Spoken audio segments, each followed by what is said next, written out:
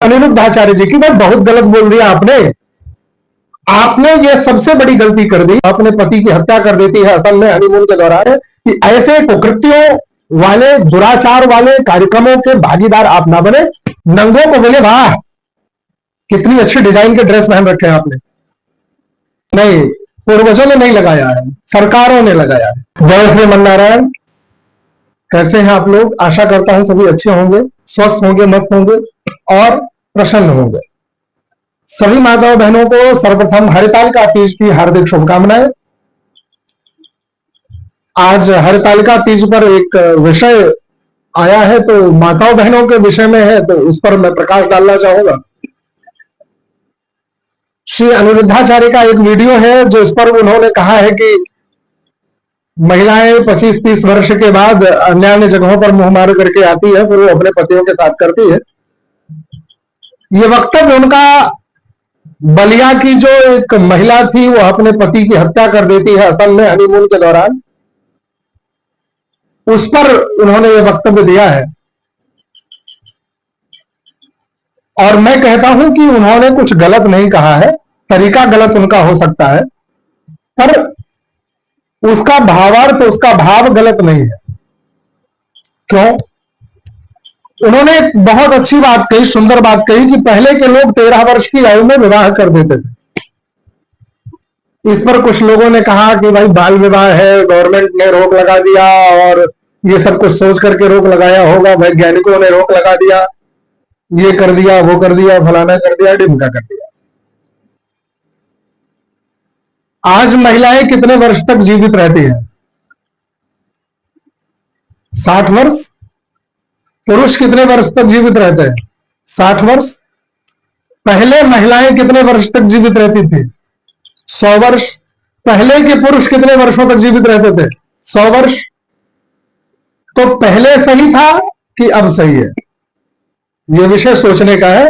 मैं इसलिए कह रहा हूं क्योंकि आपको सोचना बहुत जरूरी है और आपके लिए जानना बहुत जरूरी है।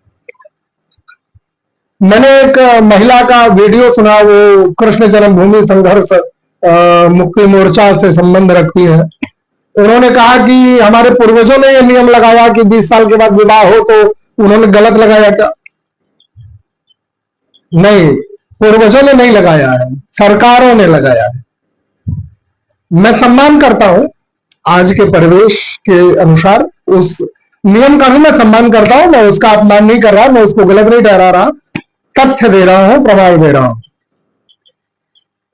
दूसरा, इस विषय पर कुछ अधरंगे पत्रकार भी बहुत बिलबिला रही हैं, तो मुझे लगा कि इस पर अब जरूर कुछ ना कुछ बोलना चाहिए और सही वक्तव्य देना चाहिए प्रमाण के साथ।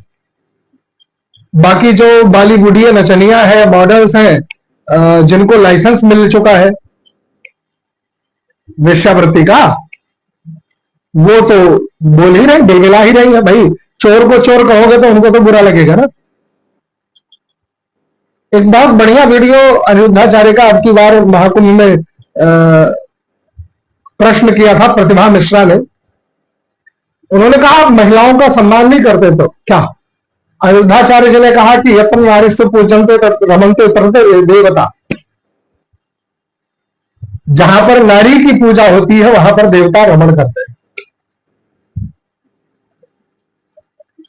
तो उन्होंने काउंटर प्रश्न किया, तो क्या आप महिलाओं के विरोध में क्यों बोलते हो? अनिरुद्धाचार्य जी ने कहा कि अगर मैंने कपड़े पहनने को बोल दिया तो यह विरोध है क्या? यह अपमान है क्या? हाँ आचार्य जी, नंगों को कपड़ा पहनने के लिए बोलोगे तो उनको अपमान ही लगेगा। उनको लगेगा मुझे नंगा समझ रहा है ये। नंगों को बोले वाह कितनी अच्छी डिजाइन के ड्रेस पहन रखे हैं आपने। वेश्याओं को वेश्या मत बोलिए, नंगों को नंगा मत बोलिए।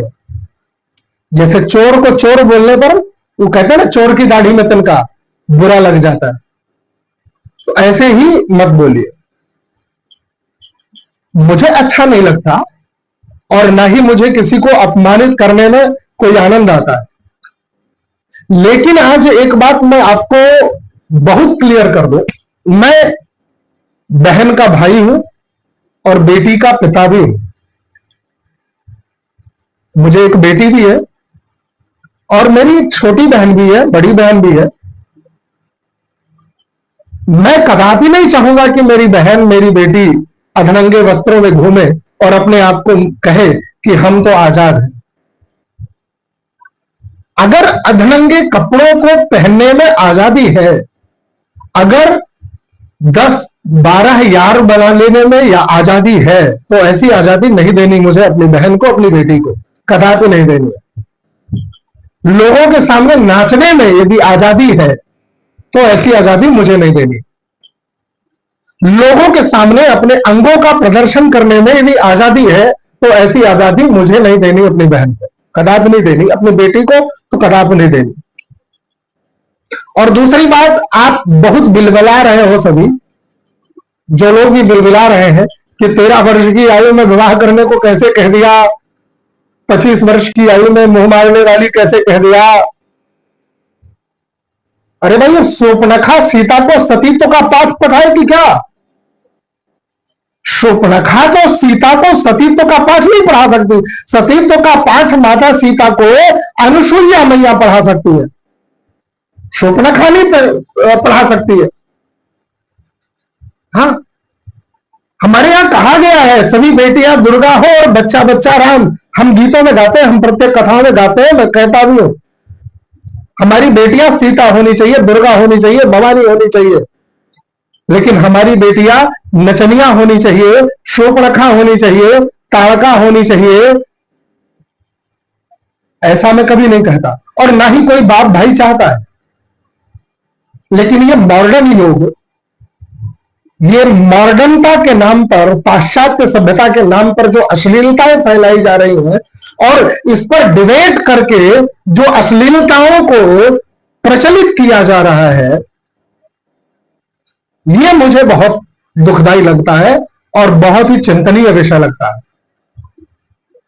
सच को स्वीकारने की क्षमता नहीं है आप सब में। मैं आप सबको एक प्रमाण दे रहा हूं, ये ज्योतिष सर्वसंग्रह है और ज्योतिष सर्वसंग्रह का विवाह प्रकरण कहता है कि 8 वर्षा भवेद गौरी 9 वर्षा च रोहिणी 10 वर्षा भवेद कन्या अतः ऊर्ध्वम रजस्वला।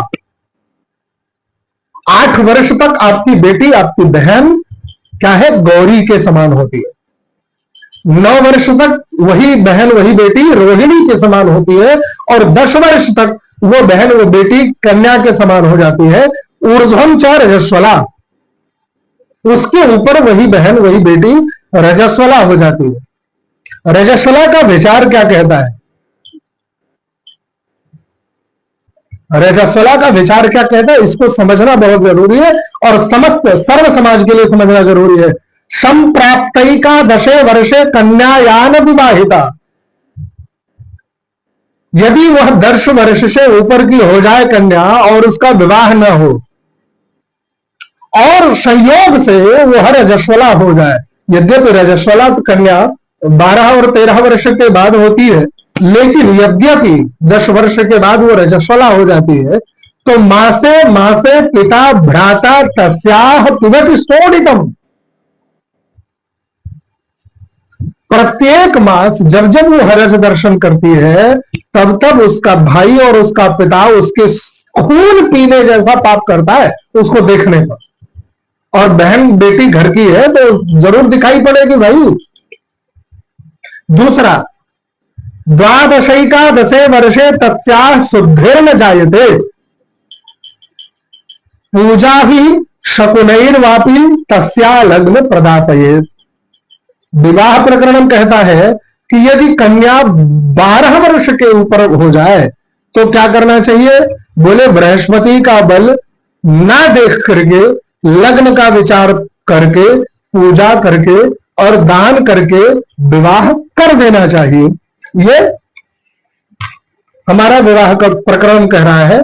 और यहीं पर विवाह प्रकरण हमारा यह भी कह रहा है कि गौरी दद्दान नागलोके वैकुंठे रोहिणी ददेत कन्याम ददन मृत्युलोके रौरवंतु रजस्वलाम। कन्यादान का यहां पर विचार क्या है? कन्यादान का विचार कहता है कि गौरी का दान करने से नागलोक में सुख की प्राप्ति होती है, रोहिणी का दान करने से वैकुंठ लोक की प्राप्ति होती है और कन्या का दान करने से मृत्यु लोक में सुख और वैभव ऐश्वर्य की प्राप्ति होती है और रजस्वला का दान करने से रौरव नरक की प्राप्ति होती है। ये प्रमाण हो गया, क्योंकि मैं अब आजकल बिना प्रमाण के कुछ बोलता नहीं हूं, प्रमाण दे दिया। अब रही बात अनिरुद्धाचार्य जी की, मैं बहुत गलत बोल दिया आपने ये सबसे बड़ी गलती कर दी जो आप हजारों वृद्ध माताओं की सेवा कर रहे हो। आपकी सबसे बड़ी गलती यह है कि जो आप हजारों बेटियों को पढ़ा रहे हो। आपकी सबसे बड़ी गलती यह है कि माता हो, भाई हो, बंधु हो, बेटी हो, आप जो सबको सम्मानित करके, जो सबको भोजन प्रसाद पवा रहे हो संत मान करके, ये आपकी सबसे बड़ी गलती है। और उससे भी बड़ी महागलती, जिसे महापाप की श्रेणी में मैं गिनूंगा, कि जो आपने वेश्याओं को सतीत्व का पाठ पढ़ाने का विचार कर लिया। वेश्याओं को समझ में नहीं आता है। उससे भी बड़ी गलती आपने कर दी, जो आपने अधनंगियों को, जो आजकल बॉलीवुड की नचनियों को अपना आइडियल मान चुकी है, उनको आपने कपड़े पहनने की बात कर दी, आपने उनको मर्यादा में रहने की बात कर दी और आपने उनसे कह दिया कि भाई 20 वर्ष के बाद विवाह हो, 25 वर्ष के बाद विवाह हो, लेकिन आप विवाह जहां पर हो वहां पर सतीत्व का पालन करो, वहां पर आप पतिव्रता धर्म का पालन करो, पतिव्रता धर्म का आप अपना धर्म निभाओ। ये जो संस्कार आप देते हो ना, ये आपका महापाप है। बाकी आप सभी सनातन धर्मियों से निवेदन है कि ऐसे कुकृत्यों वाले, दुराचार वाले कार्यक्रमों के भागीदार आप ना बने, उसके हिस्सा ना बने। पूर्ण बातें, पूरी बातें, सही बातें आप समझिए। व्यासपीठ पर यदि कोई विद्वान व्यक्ति बैठा है, कोई सामाजिक व्यक्ति बैठा है और वो अगर कुछ कह रहा है तो उस पर चिंतन करें, मनन करें और उस पर चिंतन मनन करके उसको अपने जीवन में उतारने का प्रयास करें, ना कि कुछ निगुड़ियों के चक्कर में पड़ करके आप उनका विरोध करने लग जाओ और हाय हाय भला बुरा करने लग जाओ, छाती पीटने लग जाओ। क्योंकि इन निगुड़ियों का काम है छाती पीटना। ये नहीं चाहते कि हमारे आपके घर की बेटियां संस्कारित हो, क्योंकि इनका 20 जगह मुंह मारने की आदत पड़ गई है। तो ये भी चाहेंगे ना कि 20 जगह मुंह मारो। बोले चोर सुखी कब? बोले जब सगर गांव चोर हो जाए। चोर कब सुखी होता है? बोले जब सारा गांव चोर हो जाए। लंगड़ा कब सुखी होता है? जब सारे गांव लंगड़ हो जाए।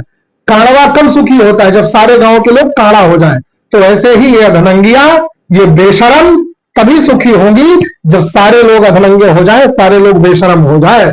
जय श्रीमन नारायण, जय श्रीमन नारायण, जय सीताराम, भारत माता की जय, सनातन धर्म की जय। और हरतालिका तीज की अपने बहन बेटियों को, अपने सभी माताओं बहनों को जो सनातन धर्म का पालन करती है, मर्यादा का पालन करती है, उन सभी को हरतालिका तीज की हार्दिक शुभकामनाएं।